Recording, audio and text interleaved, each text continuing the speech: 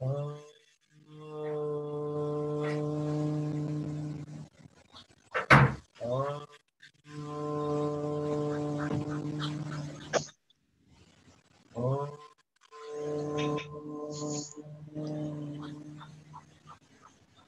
ब्रह्मा गुरु विष्णु गुरुदेव महेश्वरः गुरु साक्षात् परब्रह्म तस्मै श्री गुरुवे नमः।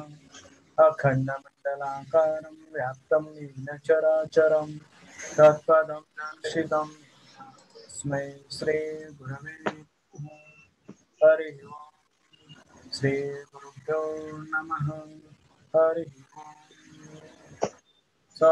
आज आपल्याबरोबर डॉक्टर सुराज कुबा आहे. त्यांनी ऑलरेडी बरेच पालक सकाळच्या सत्संगमध्ये पाहिलेलं असाल, 2-3 सत्संगच्या पूर्वी त्यांनी घेतलेले होते.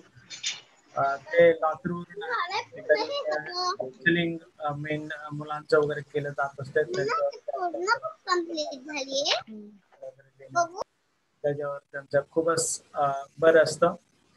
सो मी आज त्याला विनंती केलेलं होतं की आज जे पालकांसाठी आहे थोडंसं, ज्यांनी 6 वर्षाच्या खालची मुलं आहेत त्यांच्या पालकांसाठी वर्ग मार्गदर्शन वगैरे त्यांनी करावं म्हणून असं मी त्याला विनंती केलेली होतो. मी आता जास्त वेळपर्यंत मी मध्ये बोलण्यापेक्षा मी डॉक्टर बसवराज कुबांनाच विनंती करतो की त्यांनी पुन्हा एकदा त्यांचा स्वतःचा परिचय करून द्यावा, आणखी त्यांचा एक्सपिरियन्स सांगत पुढच्या क्लासेस जे आजचं सत्संग आहे ते कंटिन्यू करा. ओके, सो मी तुम्हाला हायलाइट करत आहे. पालक हळूहळू थोडस जॉईन होत आहेत. ओके, चालेल, फक्त मी कंटिन्यू करतो. सर्व पालकांना सप्रेम नमस्कार. धन्यवाद सुनील गुरुजी, मला परत एक संधी दिल्याबद्दल. आपल्या स्कूलच्या पॅरेंट्सला संवाद साधण्यासाठी परत हा प्लॅटफॉर्म उपलब्ध करून दिल्याबद्दल आपले मनस्वी धन्यवाद. माझा परिचय, मी डॉक्टर बसवराज कुब्बा.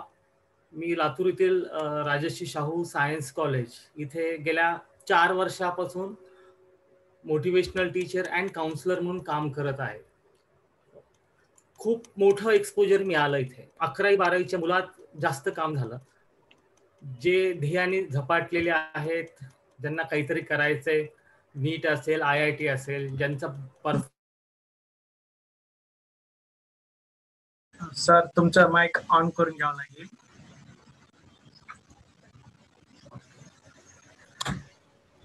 हा, आता सर्वांचं माईक बंद केलेलं आहे, कोणाचे डिस्टर्बन्स येणार नाही. काय म्हणतो, तुम्ही पालक माईक ऑन ऑफ केलेलं असते, पण मुलं आता एक्सपर्ट झाले माईक ऑन बोलण्यामध्ये.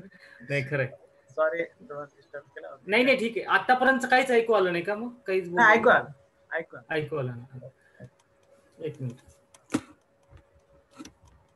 एक मिनिट तुम्हाला पोस्ट केलेला आहे, तुम्ही जे तुमचं स्क्रीन वगैरे सगळं तुम्ही शेअरिंग करा. हो, शेअर करतो थोडंसं. हां, येस. तर त्या मुलांसोबत खूप चांगलं काम करायची संधी मिळाली मला कॉलेजमध्ये. खूप जाणून घेता आलं त्यांच्या अडचणी, की एंड प्रोडक्ट प्रत्येक पालकाचा जो आहे की माझा मुलगा चांगलं करिअर करावा, चांगला नागरिक बनावा, छान काम करावं, तिथे पोहोचल्यावर त्यांना काय अडचण येतात आणि तिथून त्यांना काय मेसेज ते देऊ इच्छितात, जो नेहमी अनस्पोकन राहतो, आणि कसं ती जर्नी क्राफ्ट करता येतील ह्याच्यावरती बरंचसं काम करता आलं.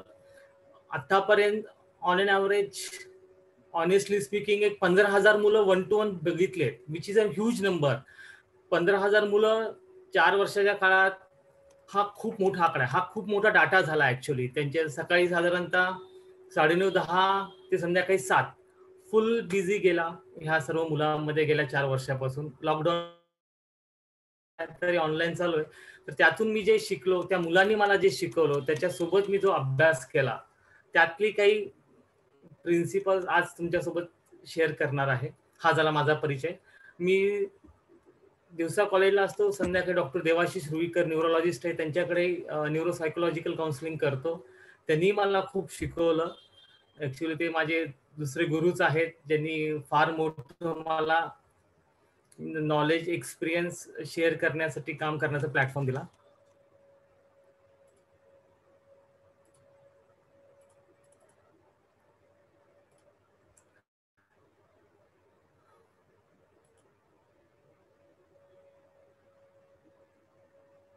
ओके. गुरुजी सुरुवात करायची का थांबायचं एक 5 मिनिट? स्टार्ट करा. स्टार्ट कर. खरं इथे जे जमलेले सगळे पालक आहेत, मला खात्री आहे की हा जो टॉपिक आहे की सिक्रेट्स ऑफ हॅपी पॅरेंटिंग, तुमच्यातला प्रत्येक जण ह्याच्यावरती सुंदर लेक्चर घेऊ शकतो की पॅरेंटिंग कसं करावं ह्याच्याविषयी तुम्ही अफलातून लेक्चर घेताल. ह्यात मलाही शंका नाही, तुम्हालाही शंका नाही की आयडियली कसं पॅरेंटिंग करायचंय. थेरॉटिकली आपल्याला सगळ्यालाच माहिती आहे, इव्हन प्रॅक्टिकली माहिती आहे, पण कधी कधी लूप होल्स येतात. ते का येतात आणि ही पूर्ण जो जर्नी आहे त्याचा बेस काय असावा ह्याच्याविषयी आज आपण बोलणार आहे. आज फार काही थेरॉटिकल नाही जाणार, प्रॅक्टिकल टिप्स आणि प्रॅक्टिकल पर्स्पेक्टिव्ह घेणार आहोत. तुमच्या आजच्या सेशन्स पासून काही अपेक्षा आहेत का? तुमच्या काय क्वेश्चन आन्सर तर आपण लास्टला घेऊ, पण तुमचे काही प्रश्न असतील तर तुम्ही शेअर करा, म्हणजे मला ते ऍड्रेस करता येतील. थोडं अनम्यूट करून तुम्ही बोलताल का ह्या टॉपिक मध्ये तुम्हाला काय वाटतं, तुमच्या आजच्या सेशन कडून काय अपेक्षा आहेत, कोणी सांगू शकाल? चॅट केले तरी पण चालेल. चालेल, चॅट केलं तरी चालेल. सगळ्यांचे आता माईक बंद केलं मी. हा, म्हणजे तुम्ही चॅट मध्ये क्वेश्चन शेअर करा. आजचा आपला सेशनचा गोल क्लिअर आहे की थेरॉटिकली मला माहिती आहे की पॅरेंटिंग कसं करायचं. जगातलं सर्वात सुंदर पुस्तक तुम्ही लिहू शकता. क्लिअर आहे की पॅरेंटिंग कसं असायला पाहिजे, एकदम छान, डिसिप्लिन, सिन्सिअर, गोड, गुलबडी, एकदम क्लासिक.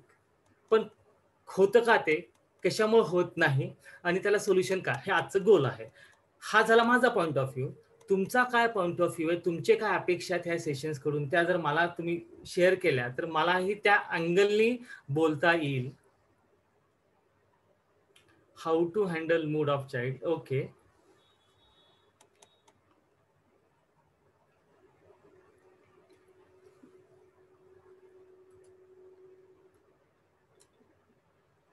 Anyone else?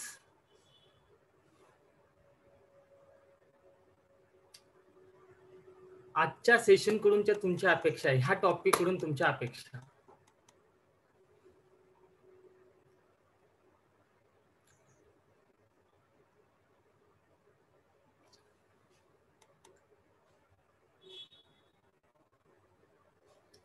का स्कूलनी ऑर्गनाइज केलाय प्रोग्राम म्हणून बळ चालत असं नको व्हायला. अग्रेसिव्हनेस. ओके,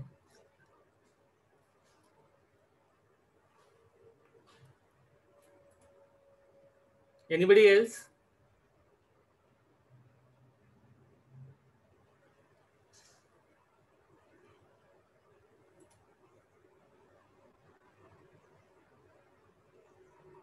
मुलांच्या हवाना कशा,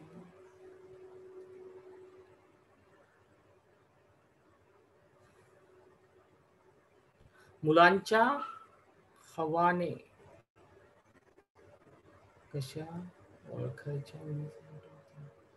मग प्रश्न नाही लक्षात आला माझ्या. मुलांच्या भावना. ओके ओके ओके, ठीक ठीक आहे, गॉट इट. मुलांच्या भावना कशा ओळखायच्या means untold things.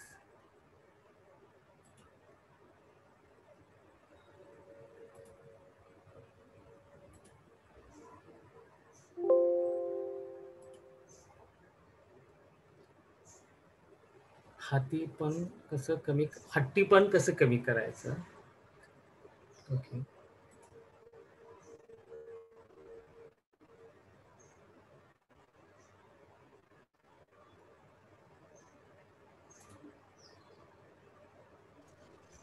how much child should take sleep in the between 3 to 6 years? Great. अरे शिंदे, तुमचं माईक ऑन करू शकता? येस.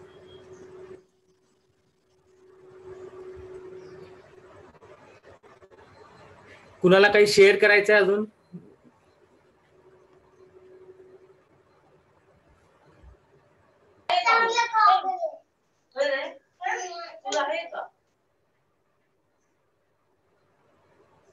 ओके, आपण मुलांना झोपेतून सकाळी उठवावे का लवकर की पूर्ण झोप होऊ द्यावी? बरं, ठीक आहे. एकंदरीत मुलांच्या भावना कशा हाताळायच्या, कोणत्याही स्वरूपाच्या असतील, ॲग्रेसिव्ह असेल किंवा त्याला ओळखायच्या कशा, ह्याच्याविषयी तुम्हाला अपेक्षा आहेत आजच्या सेशनमधून. ठीक आहे, त्या अनुषंगाने मग माझं सेशन स्ट्रक्चर करायचा प्रयत्न करतो आणि सेशन झाल्यानंतर परत आपण क्वेश्चन आन्सर घेऊ. गुरुजी सुरुवात करू? हा, येस. ओके.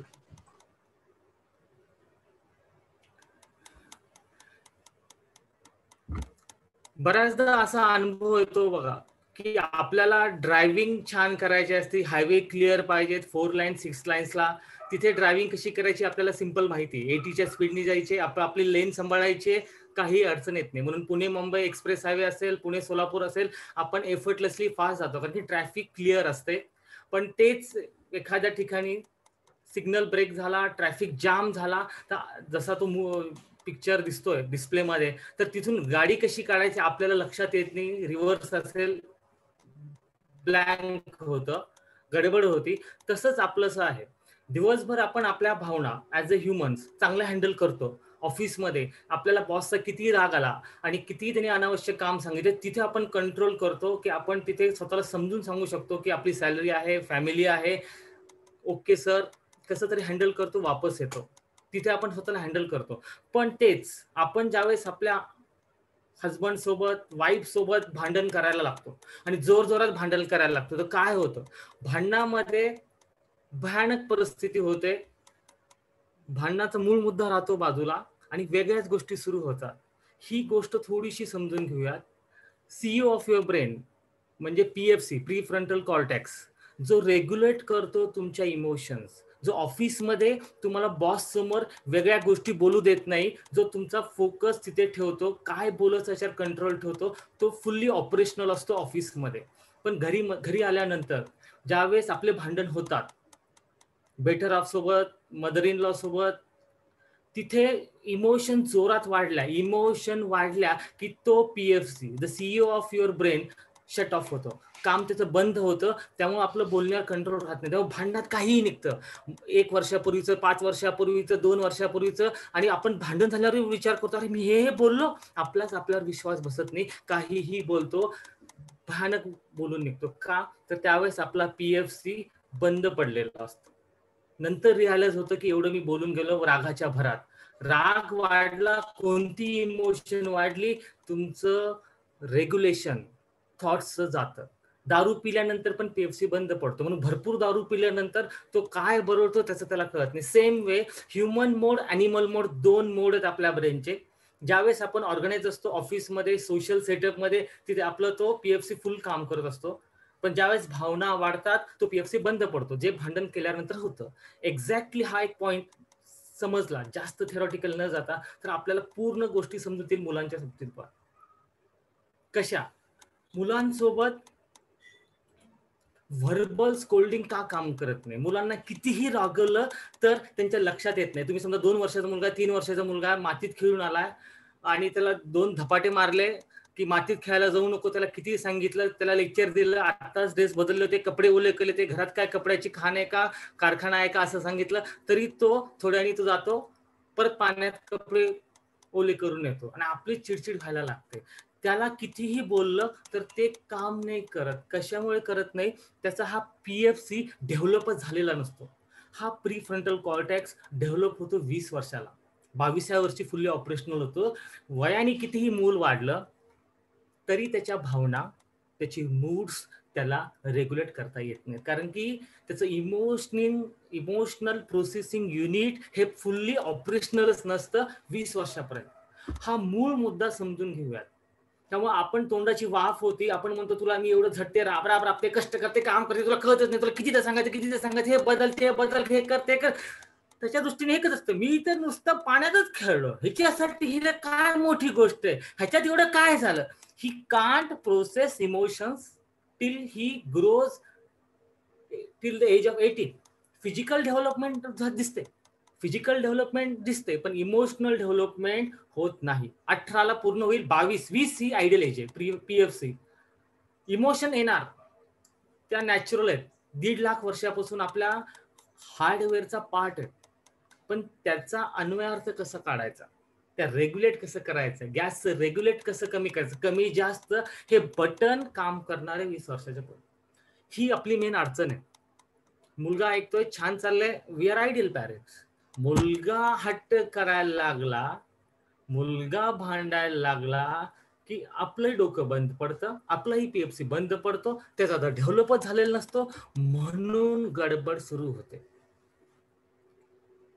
एक लक्षात घेऊयात, आपल्याला ज्यावेळेस हँडल करायचंय मुलाला, त्याचा बिहेवियर जो आपला मेन कन्सर्न आहे, आणि आपला ओन अँगर, इथे एक मुद्दा आहे की ह्या गोष्टी इथून पुढे आपण टाळणार, की मी तुला आजपासून बोलणार नाही, मी तुला जेवणार नाही, मी उपाशी राहील, तुला जेवायला देणार नाही. मुलाला माहितीये तुम्ही जेवायला आहे, तो क्लिअर, त्याला माहितीये तुमच्या अनुभवातून, त्यामुळे ह्या गोष्टी काम करत नाहीत.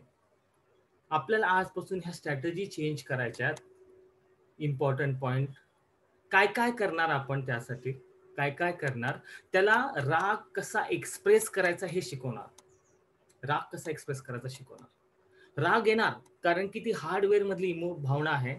ऍक्च्युली इव्होल्युशन ऑफ इमोशन हा मोठा टॉपिक होईल, त्यामुळे आता त्यात जात नाही की कशामुळे येतो. हा 1.5 लाख वर्षापासून ह्युमन्सच्या ब्रेन मध्ये असलेली भावना आहे. Flight, fright, freeze. परत कधी सरांनी संधी दिली गुरुजींनी तर आपण त्याच्याविषयी बोलू. पण राग तर त्यांना येणार आहे, पण तो राग त्यांनी एक्सप्रेस कसा करायचा हे त्यांना ट्रेनिंग देणार. सिग्नल थेरपी म्हणतात की बॉस ग्रीन, तू एकदा मोठ्याने ओरडून मला सांगू शकतो तुला राग आलाय, हे चालेल, पण तुझं पाय आपटणं बिलकुल चालणार नाही, ते रेड असेल. येल्लो, तू एखाद्या वेळेस तुझी उशी उचलून फेकू शकतो, ते चालेल एखाद्या वेळेस. Yellow signal. सिग्नलची भाषा त्यांना चांगली कळते. ते डूज अँड डोंट्स त्यांच्यासोबत आपण घरामध्ये लिहून ठेवणार, त्याला ते सांगणार. राग त्यालाही येणार आहे, आपल्याला येणार आहे. मुद्दा असा आहे की आपण ते रेग्युलेट कसं करणार, त्याचा राग आणि आपला राग. आपल्याला राग आला कारण त्याचं असेल आपला पीएफसी बंद पडला, म्हणजे त्याचा पीएफसी डेव्हलप झालेला नाही, आपला बंद पडला, त्यामुळे नुसती इमोशनल अत्याचार होणार स्वतःवर आणि त्याच्यावर, ह्याच्यातून साध्य काहीच होणार नाही. ही गोष्ट लक्षात आली तर आपल्याला इथून पुढचे 15 वर्ष पॅरेंटिंग ह्या विषयावरची बेसिक्स, फंडामेंटल्स अफलातून क्लिअर असते. एक गोष्ट लक्षात घेऊयात,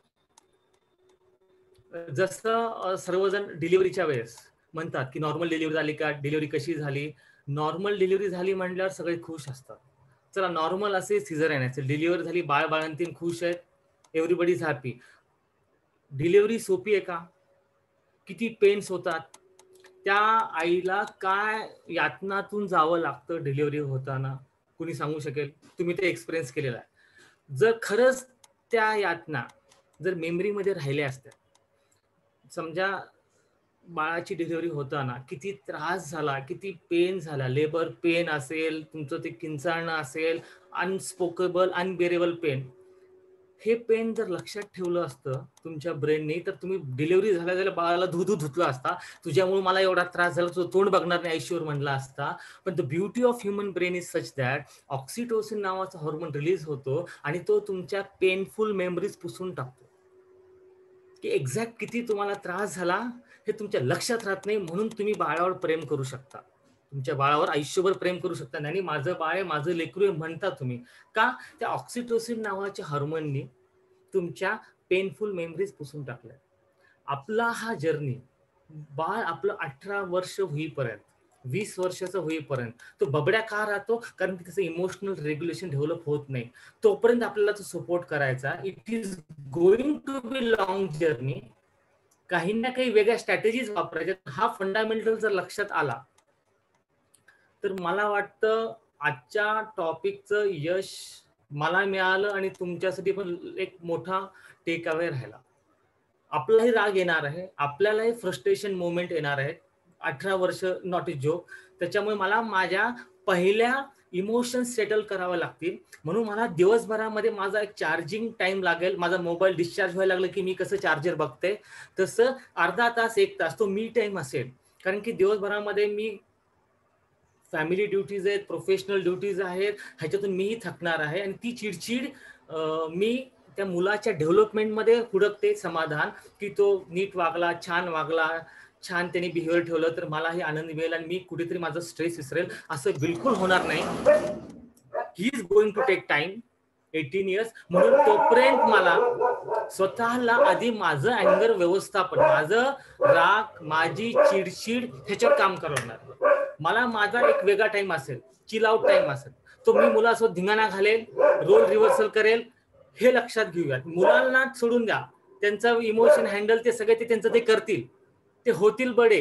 पण तुमचं काय? कारण की तुमचं फ्रस्ट्रेशन तिथे निघणार.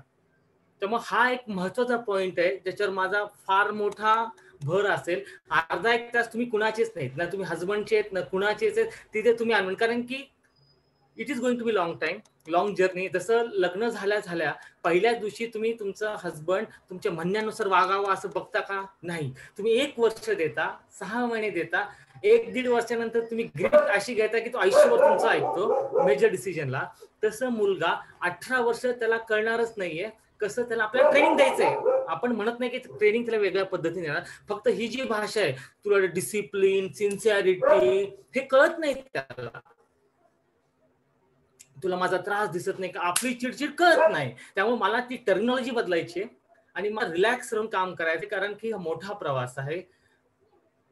कारण माझा पीएफसी बंद पडला तर मी त्याच्या लेवलला चालले, दोघं मिळून सगळा धिंगाणा अगदी चांगला किल्ला बांधायचा, तर तिथं नुसती माती आणि चिखलच करणार आहे. तो चिखल होऊ द्यायचा नाही, आपल्याला किल्ला तर बांधायचा आहे. ह्याच्यामुळे आपल्याला अडचण येते, कारण की आपल्याला स्वतःकडे द्यायला वेळ नाहीये, लक्ष द्यायला वेळ नाहीये. काही असेल, मुलालाही कळलं पाहिजे की आईचा मी टाइम आहे. त्यात आई पुस्तक काय असते, गाणे म्हणते, डान्स करते, त्याला घेऊन करा न करा, पण त्यालाही दिसलं पाहिजे की तुम्ही असं काकुलतीला येणार नाहीत की चांगलं वाग म्हणून. हे जर मेसेज त्याला दिला तर मला वाटतं की खूप छान एक चांगली सुरुवात होईल.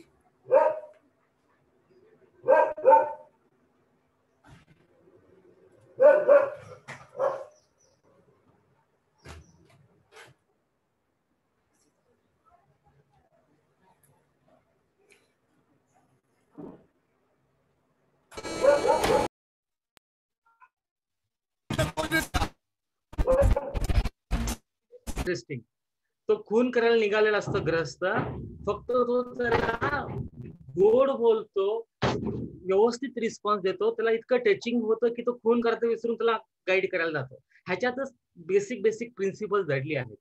कसं त्याला ट्रीट करणार बाळाला तुम्ही, की पॉझिटिव्ह रिइन्फोर्समेंट. तुम्ही उठलाय, त्याला हळूहळू वळण लावायचं म्हणतोय, त्याच्या जवळच पाण्याचा ग्लास आहे, तो पाण्याचा ग्लास आत ठेव, त्यांनी पाण्याचा ग्लास आत ठेवला, कॉम्प्लिमेंट हिम, से थँक्यू. चलता त्यांनी कोणतंही छोटं काम केलं, तुम्ही त्याला कॉम्प्लिमेंट देत राहिलात तर त्याला वाटतं मी तर छोटंच काम केलं, इथला ग्लास तिथंच ठेवलाय तरी आई मला गोड बोलली. It reinforces positive behaviour. आपल्याला असे पॉझिटिव्ह रिइन्फोर्समेंट वाढवायचे. पॉझिटिव्ह कम्युनिकेशन जे आपल्याला ISP मध्ये सांगितले, स्कूलमध्ये आपला जो बेस आहे की तुमचा सेल्फ टॉक मुलांपर्यंत तुम्ही कसा पोहोचवताय. मनातला गोष्ट म्हणजे कसं आहे, बऱ्याचदा असं होतं बघा, तुमच्या नातेवाईक घरात आलेले असतात, दसरा असेल, दिवाळी असेल, जे आता पुढे आहे, तुम्हाला मनात विचार येतो की काय फालतू साडी, बिलकुल मॅचिंग नाही, काय ते ब्लाऊज आहे, काय ती साडी घेतली. तुम्ही काय म्हणतात, अरे साडी किती छान दिसते ना, अगदी मस्त, कुठून घेतली की तुम्ही चेंज केला. हे करतो आपण सोशल. मुलांसोबत पण करायचं. तुम्हाला राग आलाय पण तुम्हाला तो चेंज करावा लागणार. म्हणजे फेल्ट इमोशन आणि एक्सप्रेस्ड इमोशन ह्या दोन्ही वेगळ्या ठेवायच्या, कारण की फेल्ट इमोशन त्याला कळणारच नाहीये. त्याच्या प्रत्येक वर्तणुकीला आपण प्रेज करणार, ह्या गोष्टी इम्पॉर्टंट आहेत. किंवा त्याचं जे वर्तणूक, जे आपला मेन कन्सर्न आहे, त्याचा टाइम टेबल आपण करणार, टाइम टेबल त्याच्या हाताने लिहिणार, किंवा त्यालाही घरातले काही टास्क राहणार, त्याच्याशी निगोशिएट करून की मला स्वयंपाक आहे, मला घरातलं केअर आहे, तुझं हे काम आहे, मग हे काम का करायचं. हे प्रत्येकाला आपापल्या ड्युटीज आहेत. आणि समजा त्याचं 8 दिवसाला आपण रिव्हॅल्युएट करणार, जोपर्यंत ती हॅबिट पक्की होत नाही, त्यांनी बिहेवियर त्याचं 8 दिवसातलं चांगलं राहिलं, त्याची पॉइंट सिस्टीम आपण करणार, त्याने केलेल्या कामाची, त्या पॉइंट्सवर आपण त्याला त्याची वस्तू जी घ्यायची आहे, समजा त्याला काही ड्रेस आहे, त्याची काही फेविस्टिक आहे, काहीही त्याच्या पॉइंटच्या भाषेत त्याला कळणार, त्याला आपण कळून देणार. समजून देणार की तुला काहीही पाहिजे तर you need to carry get this points. हे चिकित्सक वृत्तीने चिकाटीने करायचं काम आहे, ज्यात आपण कमी पडतो, पण हा एकच मार्ग आहे. 8 दिवसात त्याला असंही आपण एक काम सांगणार की जे त्याला आवडत नाही त्याच्या रोजच्या ह्याच्यात. समजा त्याने 8 दिवस आपण सांगितलेल्या गोष्टी केल्या, त्याचं बिहेवियर छान असेल, त्याचं न आवडीचं काम रिवॉर्ड म्हणून आपण काढून घेणार. समजून सांगायला हे थोडंसं क्लिष्ट आहे लेक्चरमध्ये, पण इंडिव्हिज्युअली कुणाचे काही इश्यू असेल तर आपण त्याच्यानुसार प्लॅन आउट करू शकतो, स्ट्रक्चर करू शकतो. काउन्सिलर हेच करतो, वर्तुणुकीच्या चौकटीत बसवतो प्रत्येक गोष्ट. त्याचा टाइम टेबल असेल, त्याची पॉइंट सिस्टीम असेल, आणि तुम्ही त्याला प्रेज कसं करतात, ह्याच गोष्टी बिहेवियर मॉडिफिकेशन मधूनच आपण करणार, बोलून नाही. बोलून बिलकुल काहीही उपयोग होणार नाही. बोललं तर आपण फक्त गोड बोलणार, साडी छान दिसते, काम केलेलं त्याला प्रेज करणार. Praise the behaviour, not the person. Blame the behaviour, not the person. ह्या काही गोष्टी आपण पाळणार आजपासून.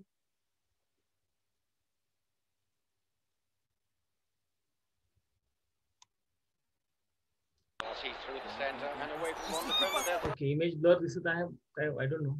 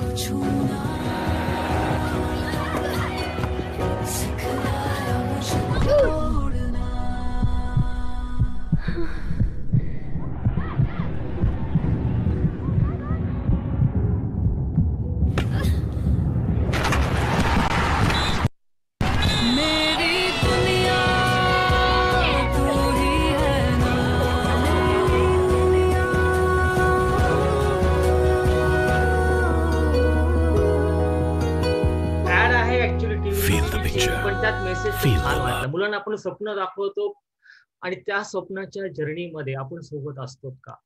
बऱ्याचदा नसतो. कित्येक मुलं आहेत जे भेटतात, मुलगा 11वीला आहे, 12वीला सांगतात की 5वी पासून घरात लहान भाऊ बहीण आला, आईचं लक्ष पूर्ण त्यात गेलं आणि मला सोडलं. They carry the pain of 5th standard, की 5वी पासून आईचं लक्ष नाहीये, तो डिटॅचमेंट आहे. 5वी 6वी 2 ते 6 आपण छान कव्हर करतो, केअर करतो.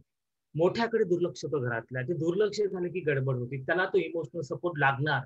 इमोशनल सपोर्ट आपण देतो का? ती जर फिलिंग आली तर ती पोकळी ती भरून घ्यायला मुलं मग गडबड सुरू होते. ती लागणार त्यांना, कारण हे जर आपण त्यांना दिलं नाही ह्या पूर्ण जर्नीमध्ये 18 वर्ष ते 20 वर्षाच्या, कुठेही आपल्याला तिथे कमी नाही पडायचंय. आपण करतो ना ते, किती करतो बरं, ऑफिसमध्ये असेल, सोसायटीमध्ये असेल, मैत्रिणीत असेल, नातेवाईकात असेल, एखादा जोक सांगायचे म्हणतो वा वा, इर्षाद इर्षाद, क्या बात आहे, क्या जोक आहे. का?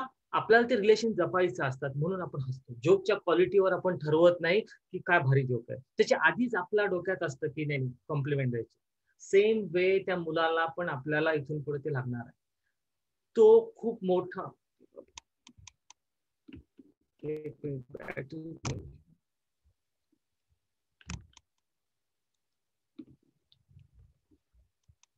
Technical issue.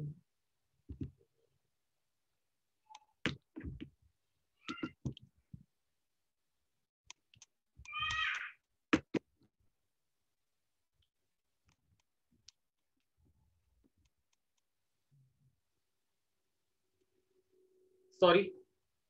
तो खूप मोठा पॉइंट आहे.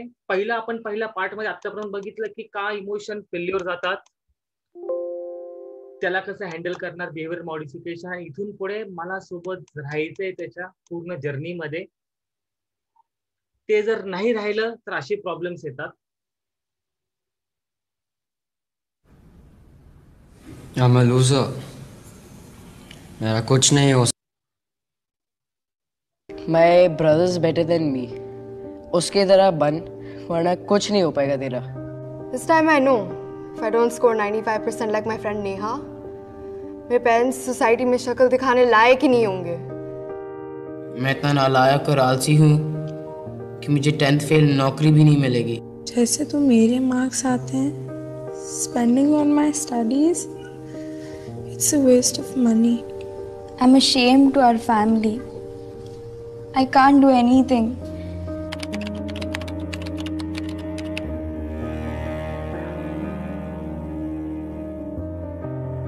I'm worthless. I'm useless.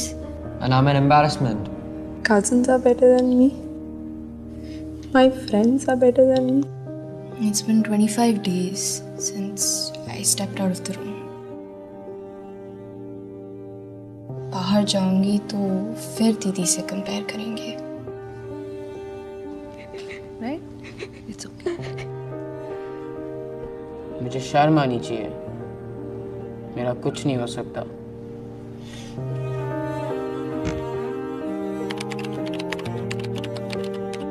He reality आहे. जे मुलांनी प्रत्येक बोललं हे रोज ऐकतो. मी लिटरली रोज ऐकतो. आणि खरंच स्ट्रगल असतो. म्हणजे 20-20 दिवस हॉस्टेलच्या बाहेर न पडलेल्या मुली बघतो की काय त्यांना अडचणी येतात. आई वडिलांचं कम्युनिकेशन गॅप राहतं.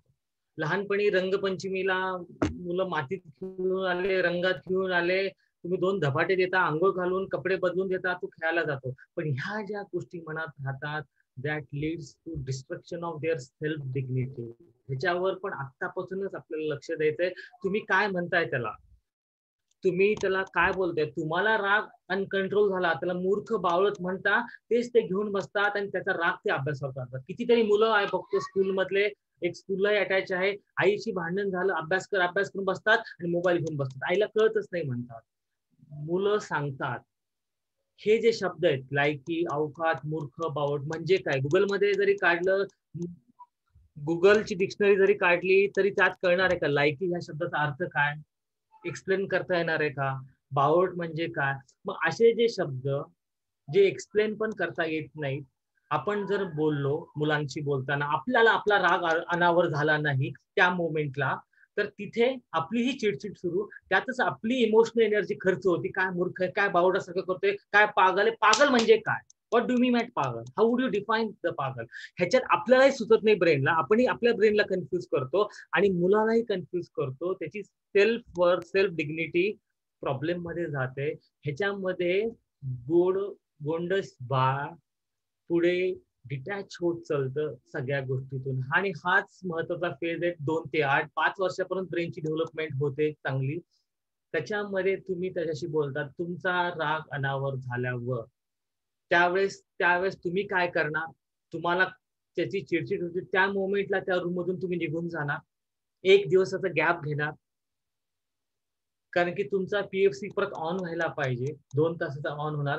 आपल्या डोक्यात एक येतं ह्युमन इन्स्टिंक्ट, आताच त्याला नाही सांगितलं तर तो कधी कळणार, असंच तो वाईट होत राहील, मग पुढे तो वाईट वागत राहील आणि त्याचं कंटिन्यू राहील. नाही, आपल्या डोक्यात नाही ते विचार त्यावेळेला येतात. आपण काहीतरी बोलायला जातो, पण काही वर करत बाय द टाइम त्या मोमेंटला काही आपण बोलणार नाही. ज्यावेळेस आपला राग आला, त्या रूम मध्ये निघून जाणार, डोळ्यासमोर एक थंड पाण्याचा ग्लास आणा, जा पाणी प्या, व्हिज्युअल्स चेंज करा माइंड मधले, 100 to 1 उलट काउंट करा, 99, 97, 96 ते तसे आकडे उद्या डोळ्यासमोर. पहिले तुमचा राग हँडल होणं गरजेचं आहे, नंतर त्याला कसं करायचं ते आपल्याला बघावं लागेल. पण ह्या गोष्टी खूप मॅटर करतात जर आपल्याला त्याला चांगलं बेस द्यायचा आहे डेव्हलपमेंटचा.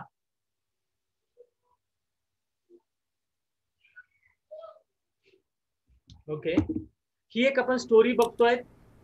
3 वर्षाचा मुलगा, रिअल स्टोरी आहे. ज्याला स्टीव्हन जॉन्सन सिंड्रोम नावाचा आजार झाला, त्याचे डोळे गेले, तरी त्याच्या आई वडिलांनी त्याला नॉर्मल स्कूलमध्ये टाकलं. त्याची जर्नी बघू, रिअल स्टोरीची, आणि नंतर त्याच्यावर आपण थोडंसं बोलूया.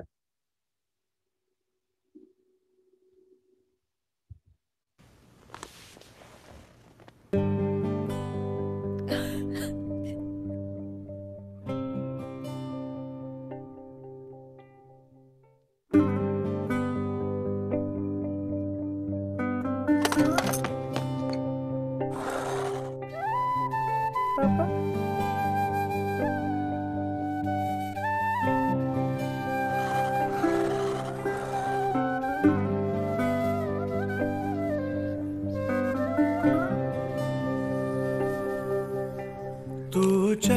आजा रास्ता खुद बन जाएगा,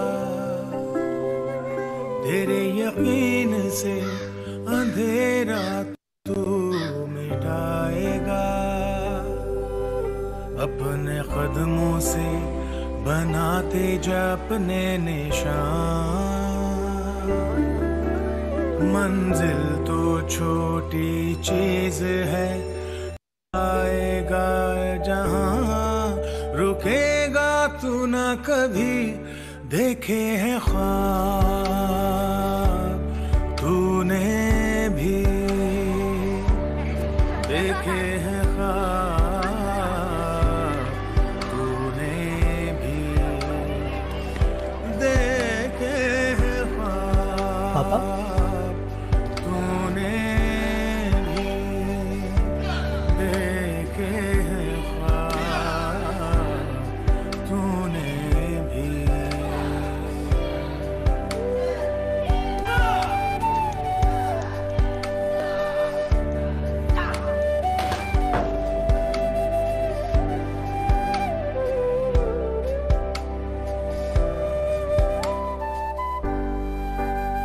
जब तक हम हैं तब तक तो सब ठीक है, हमारे बाद डोंट वरी, मैंने सब प्लान किया है। से कठिन रास्ते हैं तेरे, औरों से बड़ी मुश्किल है तेरी, तेरी मुट्ठी में बंद है मगर लकीरें तेरी, अपने कदमों से बनाते जा अपने निशान, मंजिल तो छोटी चीज है, तू पाएगा जहां रुकेगा तू ना कभी, देखे हैं ख्वाब तूने भी, देखे हैं ख्वाब तूने भी।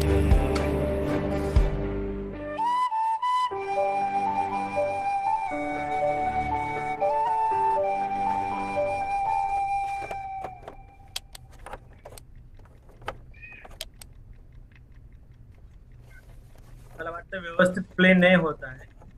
सॉरी, टेक्निकल एरर येतोय ह्यावेळेस. नेक्स्ट टाइम काळजी घेईल. मलाही लक्षात येत नाही, फार मला नॉलेज नाही कॉम्प्युटरचं. गुरुजी सॉरी ह्याबद्दल.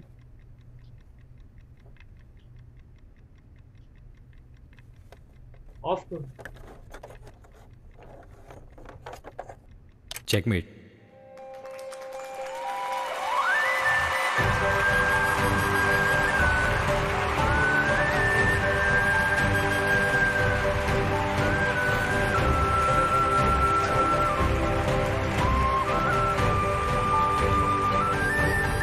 देखे हैं ख्वाब तूने भी, देखे हैं ख्वाब तूने भी। अपनों को हर मुश्किल का सामना करने के काबिल बनाओ।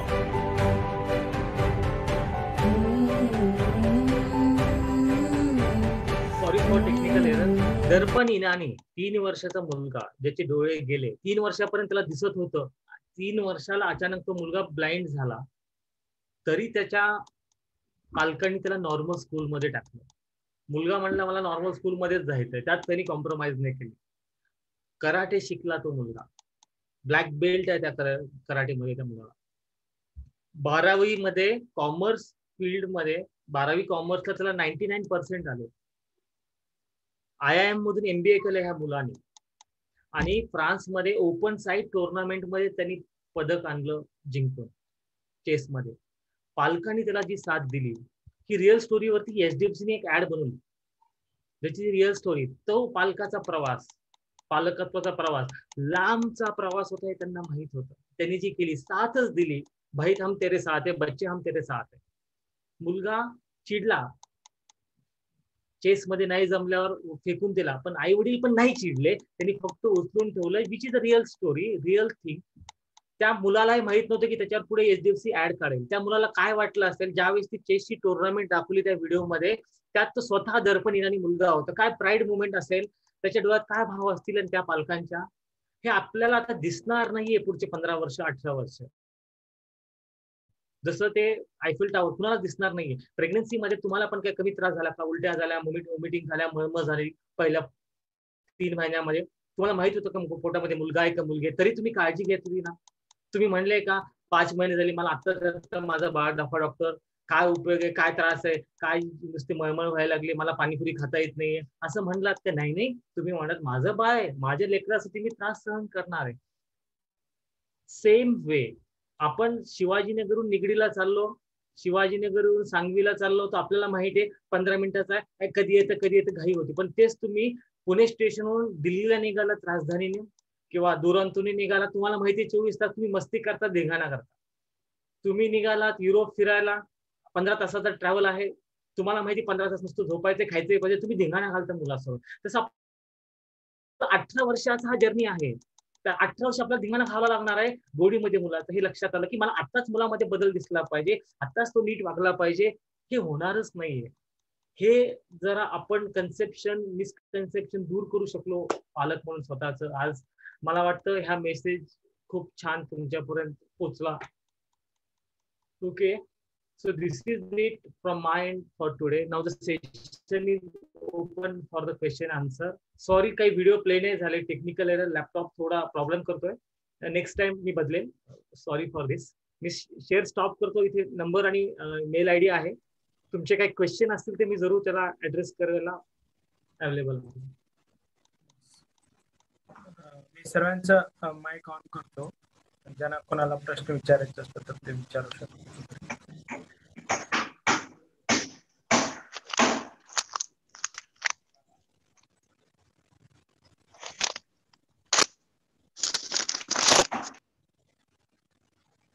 सो कोणाला प्रश्न विचारायचे असतात तर विचारू शकता.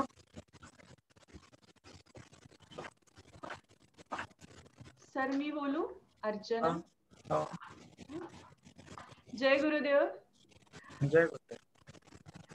सर आपण जे म्हटलं की मुलांचा अँगर कंट्रोल करायचा आहे, तर त्या अँगर कंट्रोल संबंधात तुम्ही एम आय ऑडिबल? हा, ऐकू येतो. डॉक्टरांचा माईक ऑफ आहे. हा, ओके, येस. ओके सर, तुम्ही म्हटलं की अँगर कंट्रोल करायच्या बाबतीत we can tell them like a signals, no, red, yellow, whatever meaning, like की तुला जर पाय आपटायचे तर रेड सिग्नल, और जर उशी फेकायची असेल तर येलो सिग्नल, राईट? आणि तुम्ही सांगितलं त्याच्याबरोबर की तुम्ही डूज अँड डोंट्सचे पॉइंट्स लिहू शकतात. So what that can be dos and डोंट्सचे पॉइंट्स? नाही म्हणजे काय की आपण नाही म्हणजे काय माहिती का, तुला असं एक्सप्रेस करता येईल. ग्रीन तुला मला एकदा सांगता येईल, हे चालेल, हे ग्रीन सिग्नल. तुला राग आला की तू हे करू शकतोस, okay, I am okay, comfortable. Green तू जोरात ओरडून मला बोलायला लागला, थैते करा, हे नाही चालणार, हे नाही चालणार, हे नाही करायचं. येल्लो एकदा तुला खूप झाला, तू एकदा उशी फेकली, आय कॅन अंडरस्टँड. असं हे ज्यावेळेस तो शांत आहे, तुम्ही कूल आहात, तुमचा PFC चालू आहे, दोघं ऍग्री होणार, हे ते जाणार. बघ तुझं रूल व्हायलेट करा, तुझे पॉईंट गेले, असं नाही चालणार. असं आपण हे के, कारण की अँगर येणार ही प्रिमिटिव्ह इमोशन आहे, अँगर राहणारच आहे. फक्त मला त्याला एक्सप्रेस कसं करायचं त्याला शिकवायचंय.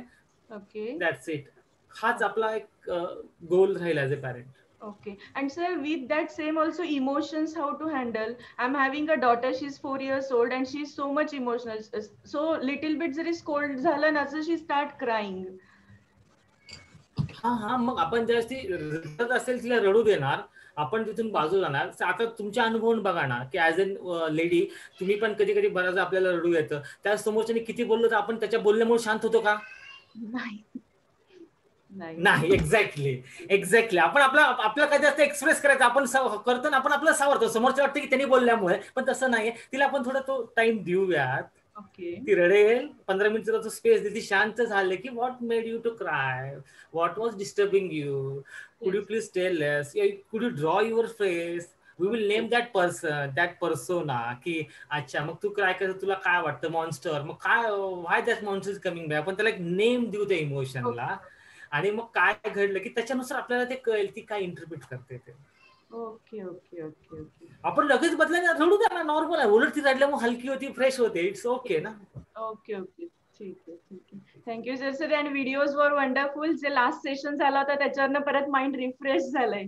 So thanks a lot sir.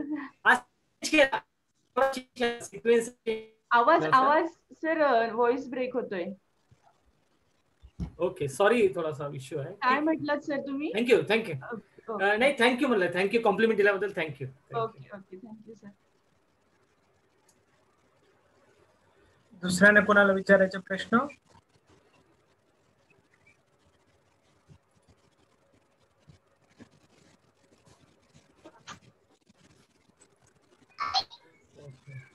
या पुढच्या तुम्हाला कुठल्या टॉपिकवर ऐकायला आवडेल ते शेअर करता का? म्हणजे नेक्स्ट टाइम मी तशी थीम घेऊन येतो. अजून तुम्हाला वेगळं काय ऐकायला आवडेल? कारण की what would you like to hear, what you would like to know, त्याच्या बेस्ट आपण काहीतरी करूयात. काय तुमचे अजून इश्यू आहेत वाटतं किंवा आज काय लक्षात आलं तुम्हाला, काय सांगू शकतात? Anybody share summary. काय लक्षात आलं कुणाच्या? Was there any takeaway for you? Was there any takeaway for you? मुलांमध्ये करणं गरजेचं नाहीये, ते पॅरेंट्स मध्ये होणं खूप गरजेचं आहे. एक वातावरण आपण मुलांना दिलं पाहिजे.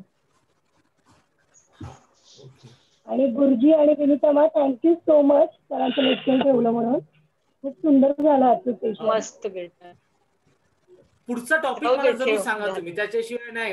म्हणजे मला तसा करता येईल. छान व्हिडिओ हुडकता येतात, बघता येतात, रिसर्च करता येतो ना. काय अजून वाटतं तुम्हाला, काय कशावर ऐकायला आवडेल? सर आज काय लक्षात आलं? मुलांचे मूड्स जसे ते व्हॅरी होतात, so how to control them. आपण एकच बघितलं की तो डेव्हलपमेंटल स्टेज मध्ये आहे, तो राहणार आहे, व्हॅरी तर होणार आहे. 18 वर्ष हा त्याचा स्पॅनच आहे. तो त्याचा इमोशनल प्रोसेसिंग युनिटच तयार झालेलं नाहीये, त्याच्यामुळे तो प्रॉब्लेम आहे. त्यामुळे तो जोपर्यंत डेव्हलप होत नाही 18 वर्ष, मला फक्त जर्नी अकंपनी करायची, तिथे चेंजेस होत राहणार, हे मला लक्षात घेतलं पाहिजे.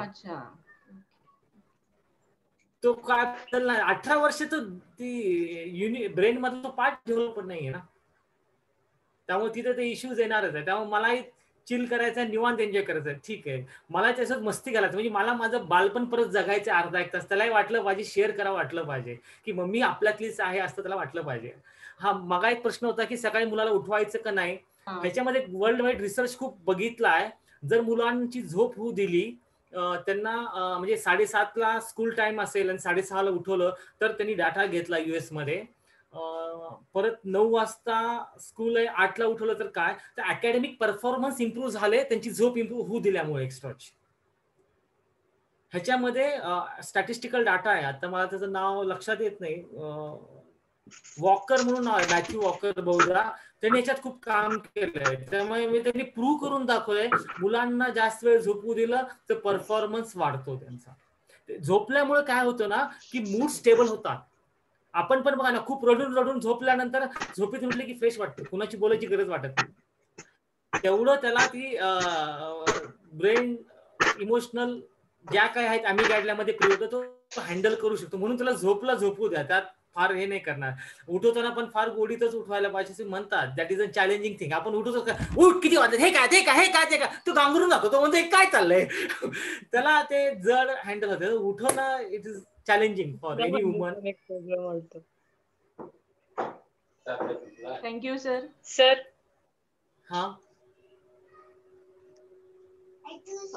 हे जे बिहेवियर थेरपी घेतला ना, त्याच्यावरतीच एक पुढचं सेशन कंडक्ट करा.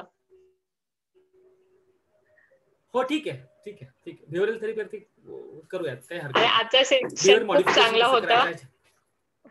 येस. आणि आज समजलं की जे आपण मीन्स डेली लाईफ मध्ये रनिंग कॉमेंट्री जे आपण मुलांना अप्रिशिएट करू शकत नाही, फक्त आम्ही सांगत जातो पण त्यांचं अप्रिशिएशन नसतं होत. करायचंय कारण की झालं ते माहिती असताना पण आपण करू शकत नाही, करत नाही. आपल्याला आपण टेक पर्सनल, अरे माझा मुलगा आत्ताच बिघडलं तर पुढे कसं करत, पुढे बिघडलं तर काय करा, पुढे बिघडलं तर काय करा, ह्याच्यातच सगळं ह्याच्यात आपण त्यातला तो जॉय खालतो आणि गडबड तिथे होते.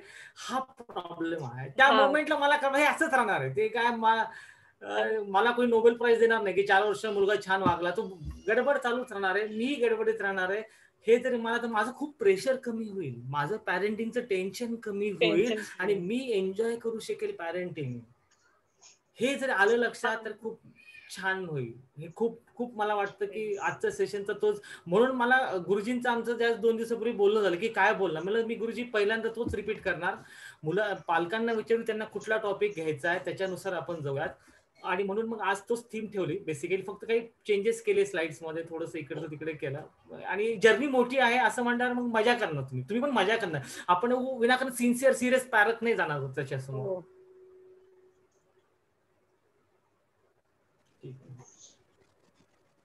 Thank you. Okay, welcome. Anybody else would you like to share something? किंवा काय अजून एक बिहेवियरल थेरपीचं सजेशन आलं, कुठल्या प्रॉब्लेम्सवर तुम्हाला बिहेवियरल थेरपी ऐकायची, कुठले इश्यूज आहेत तुमचे, त्याच्यावर आपण अजून बोलू. अजून स्पेसिफिकेशन ऍड करता आलं तर मी करतो. मी विचारू शकते का? हा प्लीज. मला असं विचारायचं होतं की मला 2 मुलं आहेत, दोघांचेही बिहेवियर आणि स्वभाव अगदी एक्स्ट्रीम आहे. एक एकदमच शांत आणि इमोशनल आहे आणि एक एकदम हायपर ऍक्टिव्ह आहे. तर हायपर ऍक्टिव्हला त्याची ऍक्टिव्हिटी कंट्रोल कशी करायची किंवा त्याला चॅनलाइज कसं करता येईल किंवा त्याला हँडल कसं करायचं ना, यात एज काय हो,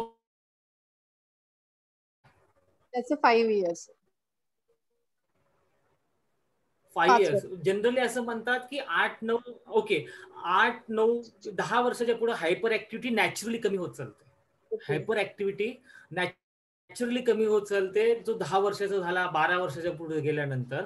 आणि हायपर ऍक्टिव्हिटी कमी करायला त्याचा आपण काळजी कधी करणार, ज्या स्कूलमधून कंप्लेंट आला की खूप हायपर ऍक्टिव्ह काहीतरी करा, तर त्याला फक्त मेडिसिन्स. हायपर ऍक्टिव्हिटीला पनिशमेंट तुम्ही कशा, ते महत्वाचं आहे. स्कूलमध्ये पण असं सांगतात की किंवा तुम्ही घरामध्ये टाईल्स आहे, एक टाईल्सचा स्क्वेअर आहे, ह्याच्या बाहेर आला की त्याला फटका देईल, ह्याच्यात तुला थांबायचं आहे. ही त्याच्यासाठी मोठी पनिशमेंट आहे. रादर दॅन यू बीटिंग हिम. त्याला किती मारलं काय झालं त्याला ते नाही येणार. त्याला तुम्ही कॉन्स्टंट त्याला एंगेज ठेवणार वेगवेगळ्या कामामध्ये. त्याचं खेळ खूप चांगलं राहील. तुमची हायपर ऍक्टिव्हिटी चॅनलाइज करणार, त्याची एनर्जी तुम्ही चॅनलाइज करणार. हा एक मेन अँगल राहील हायपर ऍक्टिव्हिटी रागायला. खेळकर बनवणार, त्याला खेळकर म्हणणार, खोडकर नाही म्हणणार. पण आता सध्या कसं आहे की लॉकडाऊन असल्यामुळे त्याला ग्राउंड ऍक्टिव्हिटी आता नाहीच आहे. मग इथे मग मी 1-2 तास ऑफ करणार, गाण्याचे भेंडा खेळ, मी पत्ते खेळ, मी काहीतरी वेगळं खेळ, मी काहीतरी तिथे चॅनलाइज करणार, काही ना काही गेम्स मध्ये राहणार. चंचल वृत्ती अशी की एका ठिकाणी 2-3 मिनिटापेक्षा जास्त बसणं शांत हरकत नाही. अटेन्शन स्पॅन कमी असतो मॅडम, नॅचरली कमी असतो. अटेन्शन डेफिसिट हायपर ऍक्टिव्ह मुलं म्हणतात. ह्याला मेडिसिनची पण काही गरज नाहीये.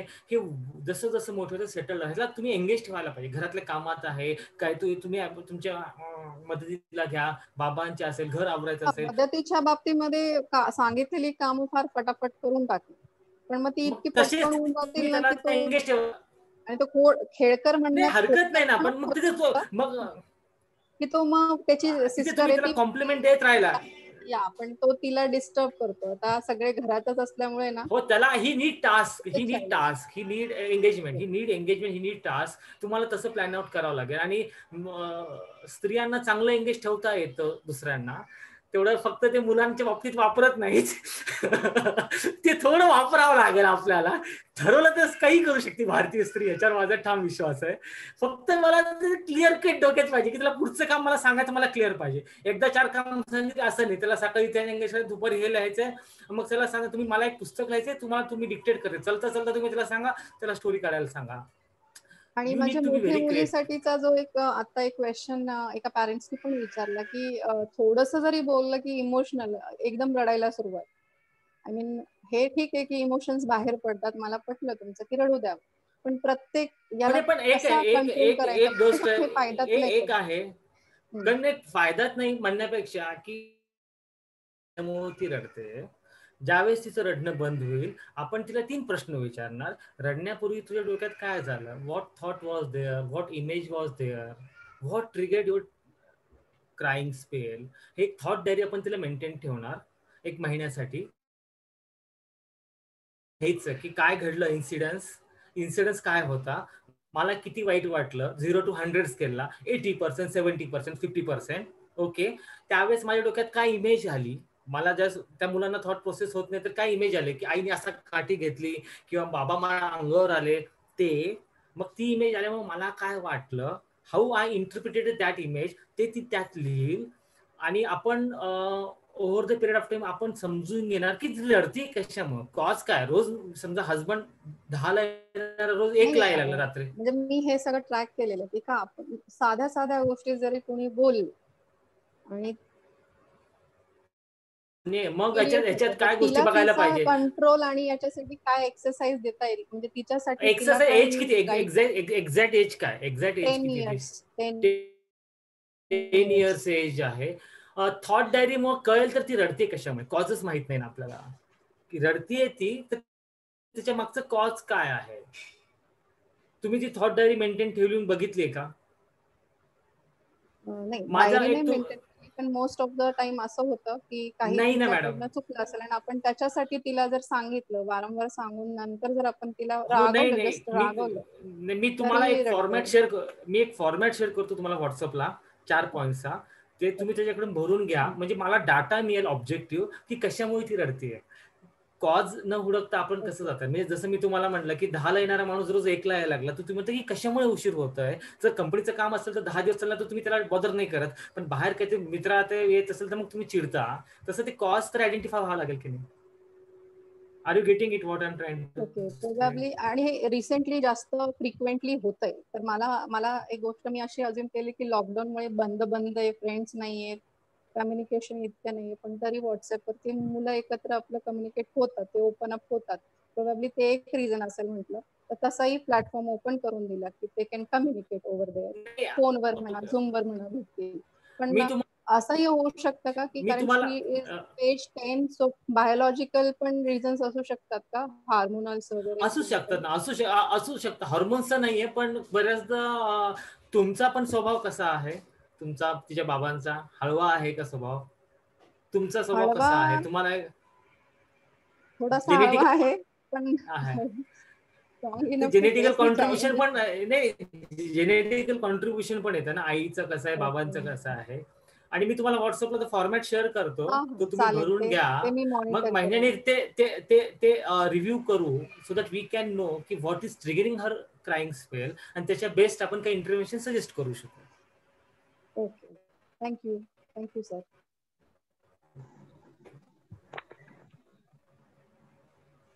हॅलो. सर नमस्कार. हा नमस्कार. माझा मुलगा आता 8वीला आहे. बर. हॅलो. ऐकू येतं. इयत्ता 5वी पर्यंत त्याचा अभ्यास, त्याचं सगळं लक्ष सगळं व्यवस्थित होतं की जेणेकरून त्याने 5वीला स्कॉलरशिप पण क्रॅक केली आणि बेसवर तो आता 9वीला गेलेला आहे. पण आता जेव्हा तो घरी येतो तर त्यावेळेस त्याचं वागणं पूर्णपणे बदललेलं. वागणं बदललं असं की पहिली गोष्ट त्याचं बोलणं कमी झालेलं आहे आणि दुसरी महत्वाची गोष्ट अभ्यासामध्ये त्याची जी गती होती ती देखील कमी झालेली आहे. आता आम्ही त्याला सांगतो, बऱ्याच वेळेस त्याला त्या गोष्टी समजावून दिल्या जातात, समजून सांगितल्या जातात, तो ते ऐकतो, त्याला ते पटतं, कळतं पण त्याचं इम्प्लिमेंटेशन त्याच्या वागण्यामध्ये किंवा अभ्यासामध्ये दिसत नाही. त्या व्यतिरिक्त बाकी इतर जे छंद आहेत, समजा स्वयंपाक बनवायचा असेल किंवा इतर काही असेल तर त्या कामामध्ये तो चांगला रस घेतो, पण जी त्याची एनर्जी पहिले अभ्यासाला किंवा त्याचा ओढा होता तो आता त्या ठिकाणी कमी झालेला दिसतो. तर नेमकं पालक म्हणून आम्ही काय करावं? एक आहे की इंटरेस्ट कमी होण्यामागचं काही कारण आहे ते फाइंड आउट करायचा प्रयत्न केलात का, म्हणजे की टीचर बदलले की टीचर स्कूलमध्ये कॉम्पिटिशन वेगळं आहे किंवा ह्याला वाटतंय की मला अभ्यास झेपत नाही, जमत नाहीये, हे काही बघितलं का आपण? ऍक्च्युअल 6वीला त्याला कसं झालं, हॅलो, 6वीला त्याला असं झालं की तो होता सेमी, तो गेला सीबीएसई पॅटर्न मध्ये, त्यामुळे तिथे आलं पूर्ण इंग्रजी आणि हिंदी. त्याला थोडासा त्रास झाला, त्याने मला सांगितलं की पप्पा असं असं मला थोडं समजत नाही. मी म्हटलं बेटा काही हरकत नाहीये, 6वीचं वर्ष तू कर, काही हरकत नाही. मग 6वी नंतर त्याचा 7वीला ग्रोथ चांगला होता. म्हणजे त्याला विचारलं की तुला इथे आवडतंय का, पहिली गोष्ट त्याला हे विचारलं गेलं, त्याला शाळा दाखवली गेली, तुला जर इच्छा असेल तरच मी तुला इथे ठेवेल. तुझी इच्छा नसेल तर अदरवाईज तू माझ्या घरी राहिला, म्हणजे घरी या कुटुंबात राहिला तर आम्हाला काही अडचण नाही. तर हा त्याचा डिसिजन होता की मला शाळा आवडलेली आहे, मला इथे थांबायचं. पण आता गोष्ट अशी होती की त्याचा जो एज्युकेशनल परफॉर्मन्स आहे तो तेवढा ग्रोथ नाहीये त्याच्यामध्ये. मग एकदा त्याच्याशी बोलावं लागेल, आपण झूमवर त्याला एकदा बोलूयात, मी त्याच्याशी बोलतो आणि मग अजून चांगलं सांगू शकेल समजून घेऊन. कारण अभ्यासाबद्दल बरेचसे सेशन्स आम्ही इथे घेतो, मुलांना सांगावं लागतं की काय करायचं, इंटरेस्ट कसा आणायचा, तुमचे परीक्षेत परफॉर्मन्स मध्ये कसा चेंजेस करायचा, त्यात काय अर्थ आहे की पेपरला मुलं बऱ्याचदा टेन्शनवर ब्लँक होतात, पेपर मध्ये गडबड होते, आठवत नाही, त्याच्यामुळे पण परफॉर्मन्स खूप डाऊनफॉल होतोय. की प्रिपरेशन छान असतं पण ऐन वेळेला प्रेशरमुळे पेपर मध्ये गडबड करतात, ते काय आहे का फाइंड आउट करा, त्यात काही मग त्याला टेक्निक स्ट्रॅटेजीज देता येतात. तसं असेल म्हणजे घरात बाकीच्या गोष्टी बऱ्या आहेत, मग त्यांचा मूड ऑफ होतं की एवढा अभ्यास करून मार्क पडत नाही तर मग अभ्यास करून काय फायदा, मग ते थोडा इंटरेस्ट कमी व्हायला लागतो. एकदा तुम्ही त्याच्याशी बोला, नाहीतर आपण त्याच्याशी एकदा झूमवर एकदा कनेक्ट करूयात की पेपर मध्ये काय गडबड होते का, पेपर झाल्यावर त्याला किती येत असतं परीक्षेचं, फक्त असं तुम्ही विचारून बघा. बऱ्याचदा मुलांना नाही मला हे येत होतं, फक्त त्या मोमेंटला नाही आठवलं. मग हे कसं करायचं हे त्यांना ट्रेन केलं की हा प्रॉब्लेम सॉल्व्ह होतो बऱ्याचदा. काय एवढं सुरुवातीला पण त्याचं असंच व्हायचं, जेव्हा ह्या कॉम्पिटेटिव्ह एक्झाम असायच्यात तर किती फास्ट मी पेपर देतो, किती लवकर पेपर देतो हे त्याचं असायचं. मग आम्ही त्याला बाहेर येऊन सांगायचो की बेटा हे गणित म्हणजे ह्याचं उत्तर हे, पण माझ्याकडनं तिथे हे चुकलं. मग का चुकलं तर तू नाही त्याला कळायचं. हे पण त्याला वेगळ्या पद्धतीने सांगावं लागतं. आता त्याच्यावर मी 10 तासाचा प्रोग्राम आहे माझा. Can you believe 10 hours sessions मी तर रेग्युलरली घेतो. हे सगळं डील कसं करायचं, 10 आवर्स ह्यूज. आणि 10 आवर्स मध्ये वेगवेगळे कंटेंट हे मुलाकडून करून घ्यावं लागतं. म्हणजे 11वी 12वी ते जास्त काम चालतं माझं नीट आणि IIT मध्ये पोरांच्या. ह्याच्यामुळे मुलांचा इंटरेस्ट पण गडबड होतो, हे त्यांना द्यावं लागतं. पण ह्यांनाही वेगवेगळे व्हिडिओ, असे इमेजेस असं छान द्यावं लागलं तर घेतात. असं सांगून ते ऐकत नाही. ते म्हणतात वडिलांचं काय एज्युकेशन, ते कोण सांगणार, मी हुशार आहे. ते फार ऍक्च्युअली ते ऍटिट्यूड असतो पोरांचा, त्यांना वेगळ्या पद्धतीने सांगावं. म्हणजे तो आता कसं आहे, त्याच्या मित्रांचे जे फोन कॉल वगैरे येतात त्यांच्यात तर मोकळा राहतो, फ्री राहतो. पण मग घरी बोलणं त्याचं कमी आहे. नाही ठीक आहे सर, हे 8वी 7वी 8वी नंतर मुलं अडोलसंट एज मध्ये जातात, हार्मोनल चेंजेस होतात आणि हिचे थोडं मूड चेंज होतात, विड्रॉल होतात. That is normal normal part of development. मित्र जवळच्या वाटतात, आई वडील, त्यामुळे हा त्यांना थोडं तो स्पेस आपण शांत राहणार, फार काही नाही. हा परफॉर्मन्स मध्ये गडबड होते म्हणून त्यांना थोडं बॅकफायर करतात त्यांचं एकंदरीत सर्व इंटरेस्ट, त्याच्यात आपण त्याला सपोर्ट देऊ शकतो. एवढंच मला सांगायचं तुम्हाला. सर तुम्हाला कॉल केव्हा करायचा? कॉल तुम्ही मला मेसेज करा, तुम्हाला सांगू शकतो. ओके 97 मोबाईल नंबर आहे, मी शेअर केला. 9 मोबाईल नंबर शेअर करतो मी परत चॅट बॉक्स मध्ये. Okay sir, thank you. Okay. Hello. Hello. हा, जय गुरुदेव सर. जय गुरुदेव. सर मला एक प्रश्न विचारायचा होता. माझी मुलगी 10 वर्षाची आहे, 5वीत आहे. सर तिला ड्रॉइंग, डान्सिंग ह्या गोष्टी म्हणजे ती शिकायला लगेच कॅच होतात तिला. पण अभ्यास करायचं म्हटलं ना, मी जर म्हणणार अभ्यास करायचा आहे किंवा कर तरच अभ्यास होतो, स्वतःहून नाही होत असा. पण असे टक्केवारी वगैरे व्यवस्थित आहे, पण तिला स्वतःहून इंटरेस्ट मी निर्माण कसा करून द्यायचा हे मला कळत नाहीये. नाही ना, कसं चहा करण्यात तुम्हाला येतो का? दुसऱ्याने इंटरेस्ट निर्माण करून द्यायचं झालं तर होणार आहे का तुम्हाला? सांगा तुम्ही. नाही म्हणजे ते कधी डेव्हलप होईल का? मी थोडा वेट करायचा. ठीक आहे. नाही wait. 5th is a very early to intervene. 5वीला आपण काही फार करायला नाही. स्कूलचा परफॉर्मन्स बरा आहे, शाळेतून टीचरच्या कंप्लेंट्स नाही आहेत, आपण फार त्यात छेडखानी नाही करणार. 8वीच्या पुढे थोडं लक्ष द्यावं लागतं. इंटरेस्ट गडबड असेल, स्कूल मधून कंप्लेंट आहे, ती मार्क चांगले आहेत ना, मग फार आपण छेडखानी नाही करायला पाहिजे. नाही जास्त काय करायला, ती इझिली करते असं आहे. ज्यामुळे मग ज्या स्त्रीला पुरणपोळी चांगल्या येतात ना, ती पाहुणे आल्यावरच करणार, गरम गरम द्यायला येतात, तिला तो कॉन्फिडन्स आहे. तसं हिला आहे कॉन्फिडन्स, त्याच्यामुळे ती करते, ते ठीक आहे ना असं. म्हणजे आणि सासू एकदम गोड बोलते 4 लोकात, तर ते आपल्याला अनकम्फर्टेबल होतं. तसं त्यांना दाखवता येत नसेल की मला इंटरेस्ट आहे, इझिली करते, लेट हर डू. आता काही फार नको असं सांगा. Okay okay okay sir, thank you sir. Thank you, welcome. Okay.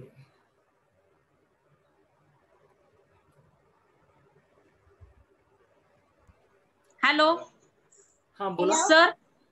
बोला. माझी दोन मुलं आहेत. एक आहे तो 10 वर्षाचा. ऑनलाईन मला प्रॉब्लेम असा आहे की ऑनलाईन अभ्यास केल्यानंतर त्यांचा अभ्यास जो आहे किंवा ते करायलाही मागत नाही दोघे पण. ऍक्च्युली अभ्यासाची पद्धत किंवा त्यांच्या बरोबर होणारे रिॲक्शन जे आहे आता, कारण ह्या लॉकडाऊनच्या पिरियड मध्ये खूप तेही बोर झालेले आहेत. त्यांनाही वेगळं वेगळं वेगळं वेगळं देऊन सुद्धा ते त्या ह्याच्यामध्ये कंटाळा, एका गोष्टीमध्ये कंटाळा आला की ते सोडून देतात, पुन्हा करायचं मागत नाही. मग अशा परिस्थितीमध्ये सुद्धा कसं त्यांच्याशी रिॲक्ट व्हावं हे काही कळतच नाहीये. रिॲक्ट कशाला व्हायला पाहिजे असं, ह्याच्यात तुम्हाला अडचण काय वाटते की कमी वेळात ते विषय बदलतायत ह्याचं तुम्हाला हे होते की तुमचं अडचण काय? हा, ते दोन्ही पण आल्या आहेत की म्हणजे जो आता लहान आहे तो 5 वर्षाचा आहे, तर त्याच्यामध्ये सुद्धा त्याला असं तो एका गोष्टीमध्ये स्थिर की त्याला वेगळं वेगळं शिकायला खूप आवडतं. म्हणजे प्रत्येक नवीन नवीन गोष्ट शिकायला खूप आवडते, पण ती तेवढ्या पुरती आवडते. ओके. त्याच्यानंतर त्याचं एक हे संपलं की मग तो नाही, मग परत कर किंवा नाही, किंवा अभ्यास म्हणजे अभ्यास सोडून त्यांना बाकीच्या गोष्टी सगळ्या करायला आवडतात. मॅडम सध्या फार त्याच्यात आपण बॉदर नाही करणार की त्यांचं नॅचरली अटेन्शन कमी असतं मुलांचं, हायपर ऍक्टिव्ह जास्त असते. लेट देम एक्सप्लोर, काही हरकत नाही. आत्ताच कन्सिस्टंटली एक गोष्ट करायला पाहिजे असं नाहीये. पण नाही म्हणजे अगदी मोठा जो आहे त्यांना सुद्धा असं की बाकीच्या गोष्टी करायला आवडतात, पण बाकीच्या मध्ये फक्त जो अभ्यास जो आहे आपण अभ्यासाचं जास्त हे देत नाही बर्डन की तुम्ही अभ्यास केलाच पाहिजे किंवा काही. पण जे हे कारण ऑनलाईन मुळे किंवा याच्यामुळे जेवढा इम्पॅक्ट व्हायला पाहिजे.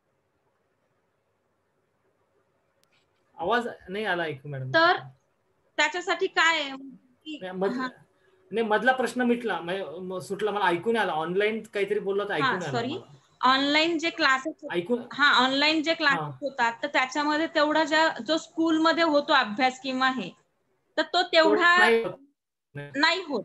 किंवा जे आता काही वेळेस असं होतं की आपल्याला समजावून सांगताना किंवा त्यांना त्या गोष्टी अर्धवट कळलेल्या असतात किंवा त्याच्यातला मग इंटरेस्ट त्यांचाही कमी होत चाललेला आहे. म्हणजे अभ्यासाच्या त्याच्या संदर्भात एक 3 सेशन्स नॉर्मली घेतो मी. त्या मुलांनी कसा इंटरेस्ट आणायचा आणि काय करायचं त्याची एक सिरीज आहे माझा प्रोग्राम जो मी रन करतो रेग्युलरली मुलांसाठी. तसं कधी जमलं तर आपण शेड्यूल करू तुमच्या क्लासेसच्या मुलांसाठी, पण ते सांगावं लागतं त्यांना ते त्यात फन एलिमेंट कसा ऑन करायचा तो मी रेग्युलरली घेतो. होतो बेसिकली मी घेतो 11वी 12वी 10वी, पण ह्या मुलांना ते सांगता येईल, काही हरकत नाही. ह्यांना आतापासून तर दिलं तर त्यांना खूप सोपं जाईल. मग याच्यामध्ये आम्ही पालकांनी काय करावं किंवा कसं कोऑर्डिनेट करून मला एक संधी द्या आणि मग तुम्ही फरक बघा, एवढंच मी सांगू शकतो. सिंपल आहे ना, अगदी सिंपल आहे ना. तुम्ही फक्त प्लॅटफॉर्म अवेलेबल करून द्या आणि तुम्ही you see the difference. Simple.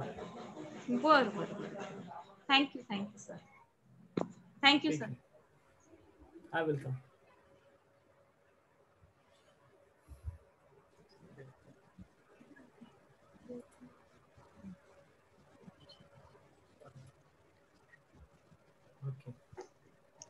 मला वाटतं आपण थांबूयात. प्रश्न बऱ्यापैकी आपण आन्सर केले आहेत, आलेत सगळ्यांचे प्रश्न. पुढचा टॉपिक पण मला मिळालाय, पुढचा कुठला टॉपिक त्यांना हवाय त्याच्यावर पण आपण काम करून त्यांच्या समोर जाऊयात. परत बिहेवियरल थेरपीवर हवंय त्यांना एक चांगला इंटरेस्टिंग आपण घेऊन येऊयात त्यांच्यासाठी की मुलांच्या वर्तणुकीवर एक्झॅक्टली काय करायचं, प्रॅक्टिकली तो त्यांना देऊयात आपण निश्चित. एक मिनिट सर. मी ते बिहेवियर थेरपी ह्यासाठी सांगितलं की माझी जी मुलगी आहे ती 4 वर्षाची आहे आणि ती असं लगेच एक्सप्रेस नाही करत स्वतःला, आणि ज्या वेळेला असं सिच्युएशन येते त्यावेळेला ती सगळं सांगते. म्हणजे आता मी तिला विचारायचे स्कूलमध्ये काय शिकवले, आता मला समजतंय ऑनलाईन झाल्यापासून की स्कूलमध्ये काय काय शिकवतात, पण जेव्हा ती नर्सरीला होती ती सांगायची नाही. पण आम्ही जेव्हा गार्डनला घेऊन जायचं, एरोप्लेन दिसलं ती एरोप्लेनचं राईम म्हणायची. फ्रॉग दिसला तर फ्रॉगी हे असं करायची. पण मी जेव्हा तिला विचारायचे काय शिकवले तर ती सगळं शिकवले मला. मग आता जर का तिला काही बाहेर प्रॉब्लेम असेल आणि ती माझ्याशी असं एक्सप्रेस नाही झाली, पुढे काय तो प्रॉब्लेम आला तरच ती मला सांगितली, तर हे इट्स नॉट गुड. नो, पण हे सगळे तुमच्या मनाने केलेले प्रश्न आहेत ना मॅडम, ही रियालिटी आहे का? नाही, ही पण रियालिटी आहे आता का? नाही सर, माझं म्हणणं असं आहे ती त्या सिच्युएशन नुसार एक्सप्रेस होते. मग तिला जर काही बाहेर काही प्रॉब्लेम असेल किंवा इमोशनली ती त्याच्यात अडकली आणि तो प्रॉब्लेम आल्यानंतरच ती एक्सप्रेस झाली, तर हे आता माझा प्रॉब्लेम आहे हे मला मग समजलं सर. हा ठीक पण आहे. असं काही मग मग मग मग मी माझं शेअरिंग सुरू करेल. मी रोज माझं दिवसभरातलं शेअरिंग तिला सांगेल. जसं मी माझ्या बेस्ट फ्रेंडला सांगते की आज हे झालं ते झालं, सोडून दिलं. त्यांना तो कॉन्फिडन्स वाटतो की आई तिचं जे शेअर करेल ती 8 दिवसांनी सांगेल, 10 दिवसांनी सांगेल, 15 दिवसांनी. तुम्ही तुमच्या घडामोडी सांगत राहा ना. मग 15 अगं तुझं काही घडलं होतं का, एक हलका बॉल टाकून द्या. येते लक्षात? बस सिंपल आहे, सिंपल, फार काही नाही. रोज घरातले शेअरिंग तुमचं हसत खेळत बहिणीला कसं शेअर करता, आईला कसं शेअर करता, तसं एक 10 मिनिट शेअर करायचं. 8-10 दिवस करा, ती स्वतः नंतर शेअर करायला लागेल. काही वेगळं घडलं का तुझ्याकडे, काही वेगळं, काही चांगलं छान, काही सांगण्याचं काय नाही, अरे वा ठीक आहे, असं you can bring her to the terms in this way. Yes, आलं ना? हो, त्यासाठीच मी ते बिहेवियर थेरपी वरती बोलावं म्हणून सांगितलं. नाही ठीक आहे, बिहेवियर थेरपीपेक्षा तुमची काळजी जास्त दिसते याच्यात. तुम्हाला चिंता, भविष्यातील काळजी, पुढे नाही असेच प्रश्न. ती तिघांच्या मध्ये म्हणजे माझे 2 दीर आणि माझे मिस्टर ह्या एकटीच आहे, त्यामुळे त्यांचे लाड जास्त होतात आणि ते मीन्स तेवढं मला नकोय. लाडही बघवत नाही, आपल्याला लाडही बघवत नाही, त्यानंतर रडूही बघवत नाही, आपल्याला काय बघवत, हा एक रिसर्च पेपरचा विषय होऊ शकतो. ते आहे. एक लक्षात घ्या, एक आहे, एक लक्षात घ्या की तुम्हाला फक्त सपोर्टिव्ह राहायचंय आणि तुम्हाला तुमचा राग एक्सप्रेस नाही करायचंय, तुम्हाला तुमचे इमोशन हँडल करायचे व्यवस्थित, हे महत्वाचं. कारण आता लॉकडाऊन मध्ये आम्ही सगळे घरी आहोत. तुम्ही काय सगळेच घरी आहेत आणि नाही, बेंगलोरचे पण सगळेच इथे आहेत आणि ते कसं होतंय, त्यांच्या सगळ्यांच्या मीटिंग संपल्यानंतर प्रत्येकाला चहा घ्यायची सवय आहे. मग ही आता चहा बनवण्यात इतकी परफेक्ट झाले, ती मला सांगते की साखर आधीच घालू नको, कारण पाणी सॅच्युरेटेड होतं आणि त्याच्यात पावडर शिजत नाही. आता ह्या गोष्टी ही ते पट्टदिशी एक्सप्रेस होतं, मग बाकीचं का नाही हे नाही, असं कसं, हे काही गोष्टी आपल्याला मूळ स्वभाव आहे स्त्रियाचा की मला लगेच कळालं पाहिजे, मी म्हणलं त्या सांगितलं पाहिजे, मी म्हणलं नाक कुठे दाखवलं पाहिजे आणि तसं झालं असं नाही, हट्टाला नाही म्हणेल, तो स्पेस दिला पाहिजे. ठीक. एक गोष्ट अशी येते की म्हणजे फक्त ती आपण जेवढे ओळखीचे आहेत किंवा आई वडील किंवा आमच्या बरोबर मुलं एक्सप्रेस होतात किंवा बोलतात किंवा काही असेल तर, पण स्कूलमध्ये असू दे किंवा त्यांना येत नाही असं नाहीये, किंवा नाव सांगताना जरी दुसरं कोणी आलं, मी एखाद्या अनोळखी व्यक्तीने जरी विचारलं की अरे बाबा तुझं नाव काय, तू कोणत्या स्कूलमध्ये किंवा काय आहे, सगळं माहिती असतं, तुला हे येतं बाबा तू करून दाखव, तर याच्यामध्ये सुद्धा ते लाजतात का घाबरतात हे मला कळत नाही. काय माहितीये का, सोशल स्किल्स हे शिकवावं लागतात. ही तुझी पर्सनल स्पेस आहे, ही तुझी सोशल स्पेस आहे, हे त्यांना सांगावं लागणार की 4 चौघात गेल्यानंतर कोणी नाव विचार, आपल्याला नाव सांगायचं आहे आणि आपल्याला फक्त स्माइल द्यायचं, हे त्याला सांगावं लागेल ना. सांगतो अरे हा तुझं तू नाव सांग ना, तुला म्हणजे इथपर्यंत हे होतं, समोर नाही सांगणार, घरी एकटा असताना आपण त्याला ट्रेन करणार, लगेचच्या लगेच तुम्ही म्हणला तो तिथे 4 चौघात नाही बोलणार. आणि काही मुलं लाजाळू, काही मुलं द्यावं लागतं सोशल स्किल्स तुम्हाला ट्रेन करावं लागतात. हा ट्रेनिंगचा भाग येतो मॅडम. काही मुलं लगेच नाही बोलत. नाही, हा बोलतो, घरात पोपटासारखा बोलत राहतो, म्हणजे कंटिन्यू त्याची बडबड चालू असते, किंवा माहिती असं नाही, श्लोक म्हणा, सगळं त्यांना माहिती आहे. पण एखादा जर अरे हा तू आता मला तर परत सांग, बाबा आलं तर बाबांना सांग ना, तू असं दुपारी इतकं छान केलंस, ही गोष्ट खूप छान सांगितली आणि आता बाबा आलं तर तू बाबांना सांग नाही, परत नाही सांगणार तू. किंवा मूड आहे ना मॅडम, मूड आहे, तो मूडवर राहणार ना मॅडम, रोबोट थोडीच आहे. किती चांगला असू दे, मूड कितीही चांगला असू दे, चॉईस आपण इथे चॉईस ठेवूयात ना त्यांना, चॉईस राहणार ना, हा त्यांचा चॉईस राहणार आणि ह्याच्यावर आपण नाही राहणार, ह्याच्यावर फार येऊ नको. This are passing phase, passing things. हा म्हणजे हे कशामुळे किंवा का आपण असं तो घाबरतो म्हणून? नाही फार काय त्याला मग तुम्ही बोला, विचारा, तुम्ही त्याला काही बोला की काय असं आवडल्यासारखं वाटलं का, तुला कुणी कंपल्शन केलं याचा त्रास झाला आहे, त्याच्याशी तुम्ही विचारल्याशिवाय नाही कळणार ना मॅडम. हो त्याला विचारते बाबा तुला, आणि टीचर आता गुड मॉर्निंग, आता ऑनलाईन आल्या टीचर आल्या, अरे हा टीचरांना आता गुड मॉर्निंग करायचं, सगळेजण छान करतात ना, तर सुरुवातीला त्याने केलंच नाही गुड मॉर्निंग. किती म्हणजे रोज सांगा, अरे टीचर आल्यात आता टीचरांना गुड मॉर्निंग म्हणायचं, आपण क्लासमध्ये आलोय आता, तरी नाही, म्हणजे ते घाबरतो. मग तिथे आपण काय नाही, ते आपल्या ISP मध्ये छान सांगतात ना, स्लिप टॉक. त्याचं नाव काय मुलाचं, समजा मुलाचं नाव काय, भार्गव. सकाळ हा आपण बोलतानाच म्हणणार की भार्गव सर आले की गुड मॉर्निंग करतो, आपण सांगतानाच करणार की भार्गव सर आले की ऑनलाईन क्लासमध्ये गुड मॉर्निंग करतो. अशा स्वरूपातच आपण त्याला सांगणार दिवसभरामध्ये. आपण त्याच्या सबकॉन्शियस माइंडवर ते बिंबवणार की तो जे करणार आहे, भार्गव गुड मॉर्निंग कर नाही, गुड मॉर्निंग करतो असं आपण त्याला सांगणार.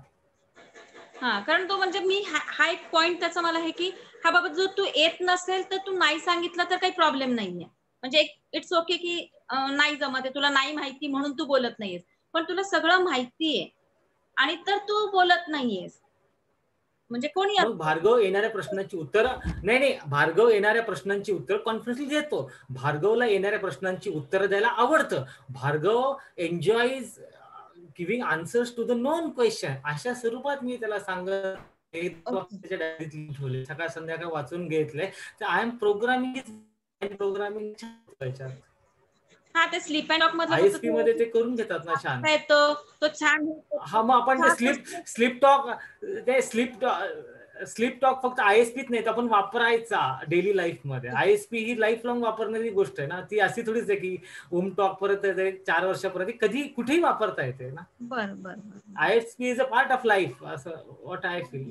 गुरुजी तुम्ही जास्त सांगू शकता माझ्यापेक्षा. सांगून देते की बरोबर आहे ना. मला हे कळलं नव्हतं की तो घाबरलाय की लाजतोय का, त्याचं काय.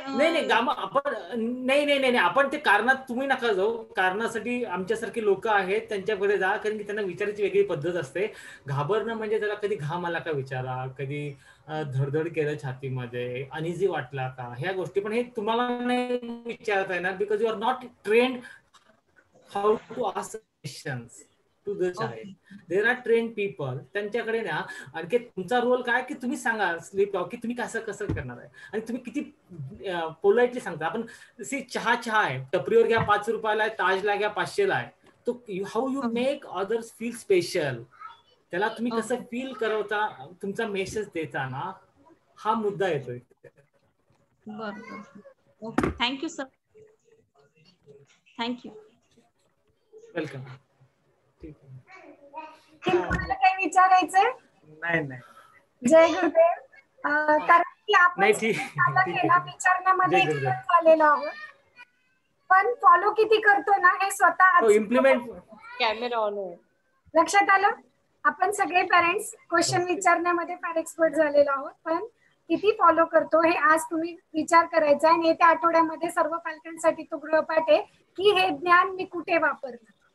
लक्षात आलं? आता ज्या पालकांनी काही प्रश्न विचारले त्या पालकांनी भार्गव त्याच्या जागी स्वतःला ठेवायचं आणि विचारायचं की एकदम अनोळख्या व्यक्ती पुढे मला उभं केलं आणि सांगायला सांगितलं, किंवा मला एकदम अनोळखा स्टेज दिला, स्टेजच्या पुढे मला सांगितलं, किंवा नसताना प्रिटेन्शन करायला सांगितलं, तर या गोष्टी आपल्याला आणि याचा अर्थ असा की आपल्याला ते माहित नाहीये, त्या वातावरणाला आपण अजून सुटेबल झालेलं नसतो, लक्षात एकरूप झालेलं नसतं, आणि तिथे आपल्याला लगेच बळजबरी केली की ती गोष्ट होत नाही. तर मला इथे ते एक सांगायचंय. आणि दुसरं मला हे सांगायचंय की माठ भाजल्यानंतर आकार देणं खूप खूप खूप अवघड असतं. म्हणून आयडियल प्रीस्कूल नेहमी प्रयत्न करते की पहिल्या 8 वर्षामध्ये जे करायचंय ते फक्त आत्ताच, उद्या नाही, पहिल्या 8 वर्षामध्ये हे खूप खूप खूप महत्वाचं आहे. नाहीतर बघा तुम्ही 5वीला मुलगा गेला, 7वीला मुलगा गेला, 10वीला मुलगा गेला, आता ऐकत नाही. आणि आपण काय करतो, फक्त कामापुरता मामा. आपण कधी मुलांना मस्का लावतो, तो झोपला नाही मला काय करायचंय, तो जेवला नाही मला काय करायचंय, तो मला त्याच्याशी काही घेणं देणं नाहीये, फक्त मला 100 आउट ऑफ 100 पाहिजे, तू काहीही कर.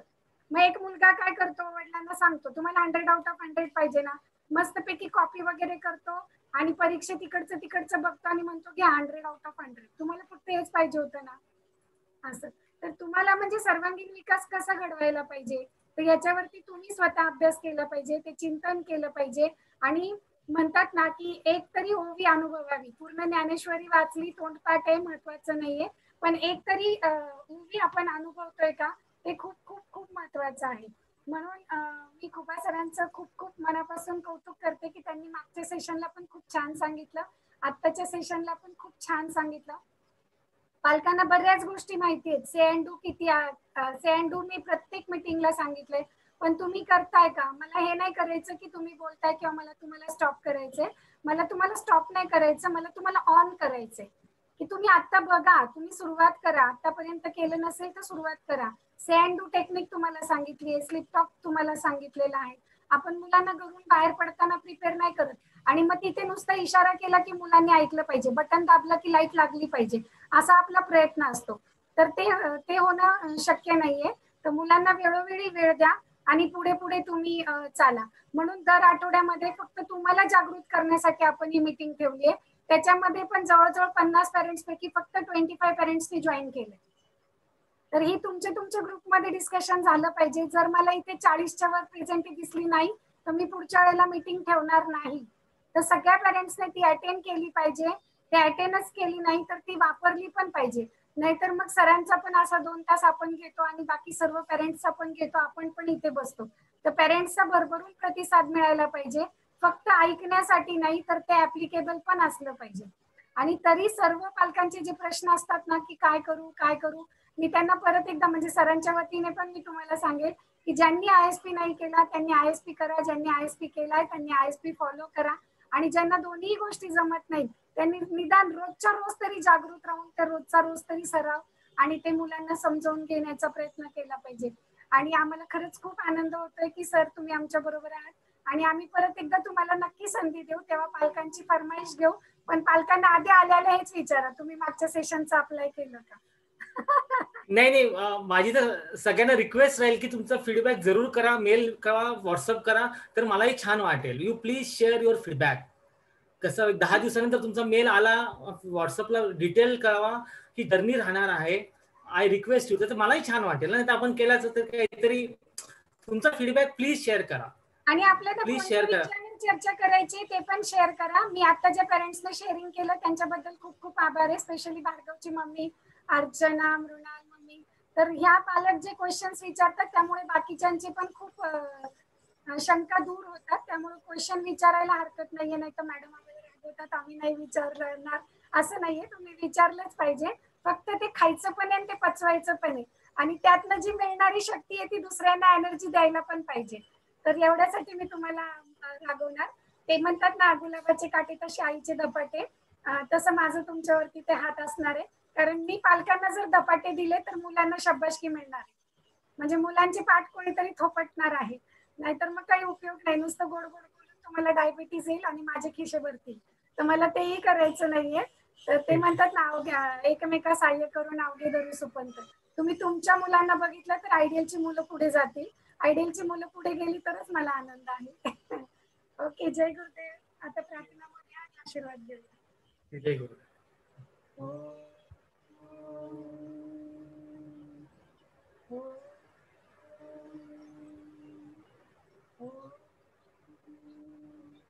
असतो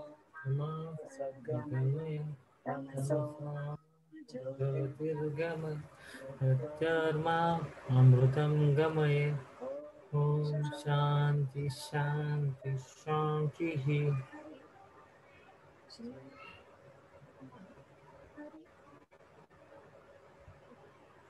thank you sir and thank you parents. Thank you.